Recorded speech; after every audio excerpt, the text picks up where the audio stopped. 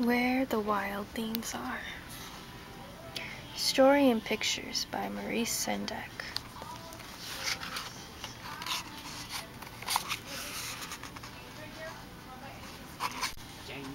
Where the Wild Things Are.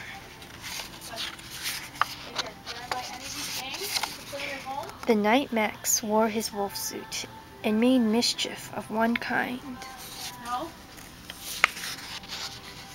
and another.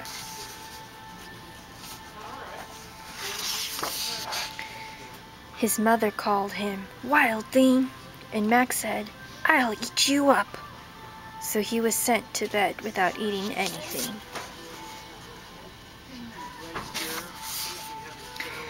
That very night in Max's room, a forest grew.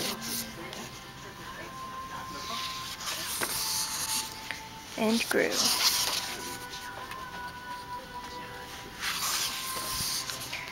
And grew until his ceiling hung with vines, and the walls became the world around him.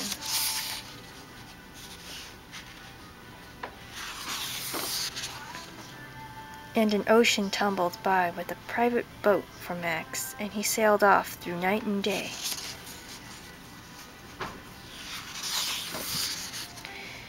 And in and out of weeks, and almost over a year, to where the wild things are.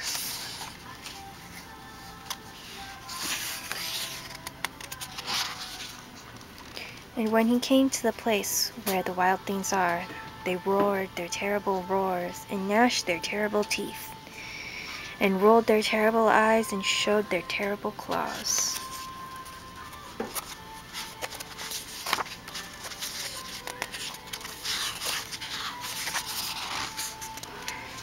Till Max said, "Be still," and tamed them with the magic trick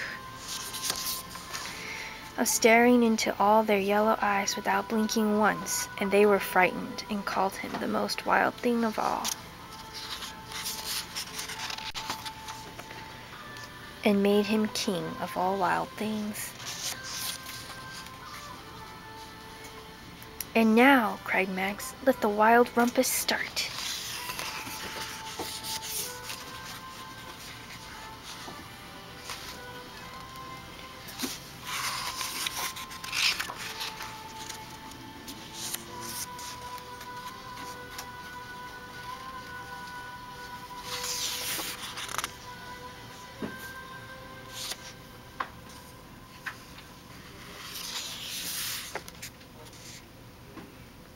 "Now stop," Max said, and sent the wild things off to bed without their supper.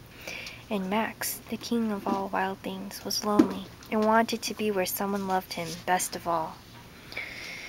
Then, all around, from far away across the world, he smelled good things to eat, so he gave up being king of where the wild things are. But the wild things cried, "Oh, please don't go. We'll eat you up. We love you so."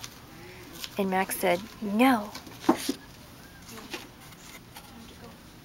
The wild things roared their terrible roars, and gnashed their terrible teeth, and rolled their terrible eyes, and showed their terrible claws. Then Max stepped into his private boat, and waved goodbye, and sailed back over a year, and in and out of weeks, and through the day.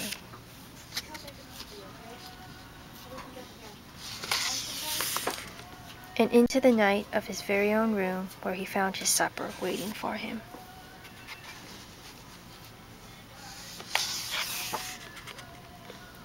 And it was still hot.